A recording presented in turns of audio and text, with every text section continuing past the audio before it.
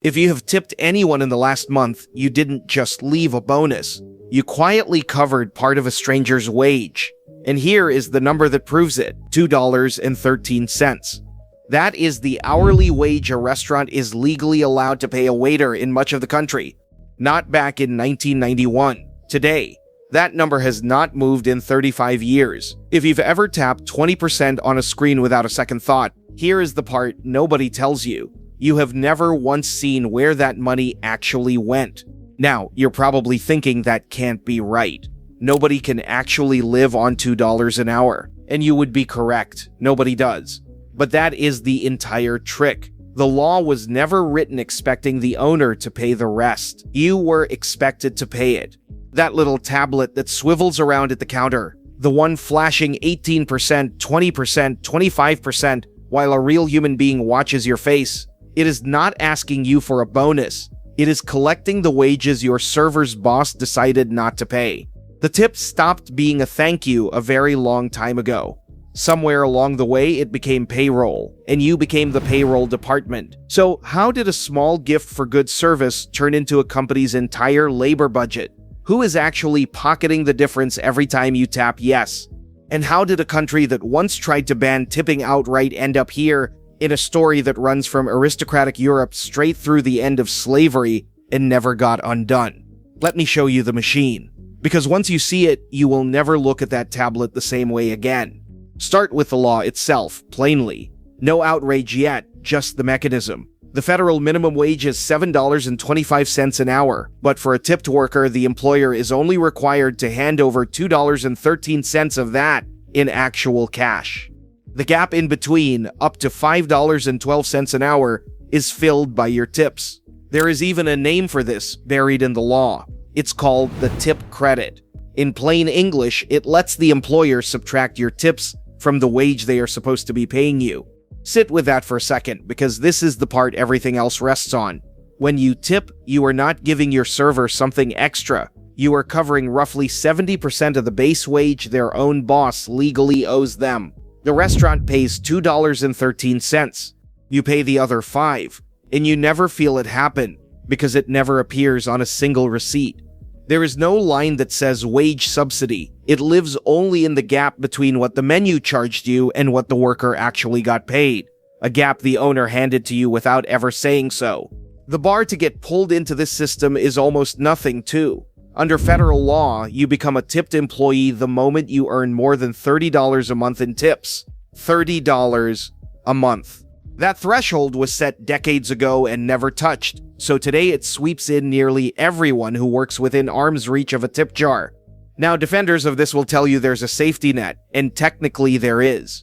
If your $2.13 plus your tips don't reach the full minimum wage in a given week, the employer is legally required to make up the difference. Sounds fair enough, but there's a catch. It is counted 1 week at a time, so a great week cannot cover for a bad one, and it only ever gets enforced if the worker is tracking their own hours and willing to march up to the boss and demand it. In practice, it is less of a guarantee and more of a polite suggestion, and we will come back to just how often it gets ignored. One honest note before we go further, because it matters. That $2.13 figure is the federal floor. It is not what every tipped worker in the country actually makes. 7 states, including California and Washington, have thrown this whole system out and pay their servers the full minimum wage before a single tip is added. But in around 15 states, $2.13 is exactly the law, and in most of the rest, it's some number only a little higher. So for millions of workers, this is not a loophole. It is the paycheck, which raises a pretty obvious question. Why would a country ever build its restaurants on a $2 wage in the first place? To answer that, you have to go back, and the history is uglier than you would think. The first surprise, tipping is not even American. It came out of aristocratic Europe, where wealthy house guests would hand a few coins to their host's servants. Rich Americans traveling abroad in the 1800s picked up the habit and carried it home, mostly to look worldly and sophisticated. The second surprise, America hated it. Tipping was attacked as fundamentally un-American, a servile, bowing custom with no business in a country of supposed equals. There was a real anti-tipping Society of America, founded in 1904, with something like 100,000 members. 6 states passed laws making tipping outright illegal. In 1916, a writer named William Scott published an entire book raging against it, calling the tip the price of pride. What one American, he wrote, is willing to pay to induce another American to acknowledge inferiority. So how did the thing America tried to outlaw become the thing America now runs on? This is the hinge, and it's the part that matters most. What made the United States different from everywhere else was never the tip itself. It was the decision to fuse the tip to a sub-wage. And that decision came straight out of the end of slavery. After emancipation, the railroads, the hotels, and the restaurants hired enormous numbers of newly freed black workers, and they paid them almost nothing, on the theory that customer tips would be their real income. The Pullman Company built the largest private black workforce in the entire country on exactly this arrangement. Pay the porter a pittance and let the passengers cover the rest. In America, the tip became a way to employ people without ever really paying them. Then the government wrote it into stone. When the landmark labor law of 1938 created the first federal minimum wage, it deliberately left out restaurant workers, hotel workers, domestic workers, and farm workers, the tipped jobs, the jobs held at the time largely by black Americans. The separate sub-minimum tipped wage was formally created in 1966, and then in 1996, Congress did the final thing. It took the $2.13 the wage had sat at since 1991 and nailed it down as a fixed dollar amount so it could never rise again on its own. It has not moved since. That is the point I want to land. This is not some outdated law nobody noticed. It is a bill America quietly decided customers should just keep paying forever. The $2 wage was a choice, with a lineage, one that somebody made and nobody ever unmade. Okay, that is the old machine. Now let's talk about the new one. The reason you suddenly feel like you're asked to tip everywhere for everything all the time. You are not imagining it. In a survey from 2023, 72% of Americans said tipping is now expected in more places than it was just 5 years earlier. But this is the part almost everyone gets wrong. The tip percentage at a sit-down restaurant has barely moved in decades. It drifted from about 15% up to about 20%. What actually exploded was not the rate, it was the spread. The prompt showed up in places it had simply never been before. The coffee counter, the takeout window, the self-checkout screen, and the tool that did that is sitting right on the counter. Think about the difference between an old glass tip jar and that swiveling tablet. A jar is passive. You can ignore it invisibly and nobody knows. The tablet is aggressive. To decline, you now have to physically reach out and tap the words "no tip" in bright letters in public, while the person who just made your coffee watches you do it. That is not an accident of design. That is the design. And we can measure exactly how powerful that little nudge is. A few years ago, economists studied nearly 14 million New York City taxi rides because the payment screens had accidentally run a perfect experiment. On any fare just over $15, the suggested tips automatically jumped to 20, 25, 30%, and it worked. The average tip went up. But watch what else happened. Those pushier defaults also made riders more than 50% more likely to get annoyed and tip nothing at all. One little screen. More money out of most people, and pure resentment out of the rest, at the very same time. So who builds these screens? 3 companies dominate the tipping software: Square, Toast, and Clover. And this is where the quiet part lives. The processing fee these companies charge, roughly 2.5% of the sale, is charged on the entire bill, including the tip.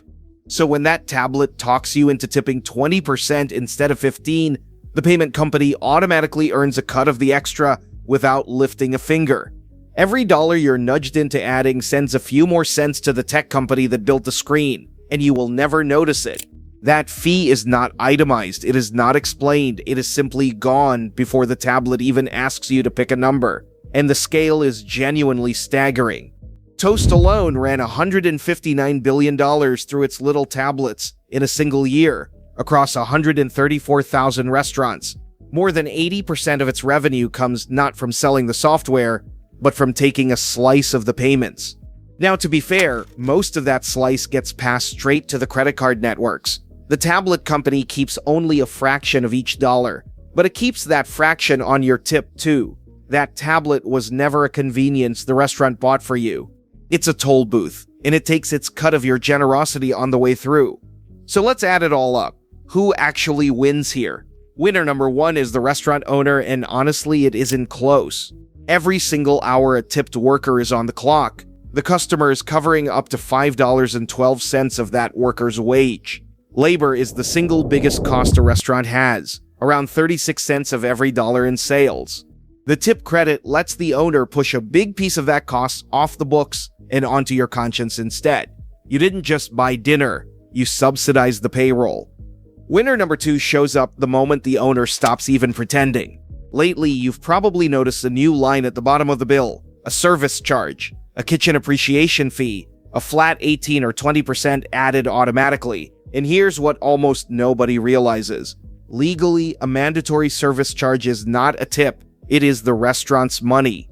The owner can share it, or keep it, or use it to pay the very wages they already owed, and they do not have to tell you which one they chose. A federal court blessed exactly this in a lawsuit against the celebrity restaurateur known as Salt BAE. And when one famous Seattle restaurant added a 20% charge and told customers in writing that the money went to their team, it turned out they weren't actually required to do that at all. The wording alone cost them a settlement worth nearly $1.5 million. The service charge feels like a tip. It is legally the opposite of one. And the loser in all of this, usually the exact worker the whole system claims to protect. Picture it from her side of the counter for a second. Her rent depends on how convincingly she can smile at a joke she did not find funny, because the customer, not the boss, now controls her income. Tip-dependent jobs carry some of the highest harassment rates of any work in America, and that is not a coincidence. It is the design again. Roughly 2/3 of tipped workers are women, and they live in poverty at more than double the rate of everyone else. The delivery apps ran the purest version of this trick. For a while, DoorDash and Instacart quietly used the tips customers left to cover the base pay the companies themselves had promised, which means your tip was saving the corporation money instead of rewarding the worker. Both got sued, both paid. There is a way out, and 7 states are already living in it. Pay one fair wage, the full minimum with tips genuinely on top. Their restaurants did not collapse, but the industry fights it ferociously everywhere it comes up, because the whole model depends on you believing the tip is a gift. So here is where we land. The tip stopped being generosity the moment the law let it replace a wage. Every time that tablet spins around toward you, you are not rewarding good service. You are finishing a paycheck the owner started and deliberately stopped at $2.13. And here is the trap, the genuinely uncomfortable part. The server standing right in front of you truly does need that tip, precisely because the system was built this way on purpose. So refusing to tip does not punish the owner who designed it. It punishes the one person in the room who had no say in any of it. And that is not an accident either. That is the whole machine working exactly as intended. So I will leave you with the real question, the one the restaurant industry would very much prefer you never sat with. If the tip is really just the restaurant's payroll in disguise, would you rather they printed the honest price on the menu and paid their own people? Or would you rather keep doing it the way we do it now, deciding a stranger's wage yourself, one guilty tap at a time? Be honest with me down in the comments. The last time that tablet spun around and a stranger watched you decide, did you tip for the service or just to make the watching stop?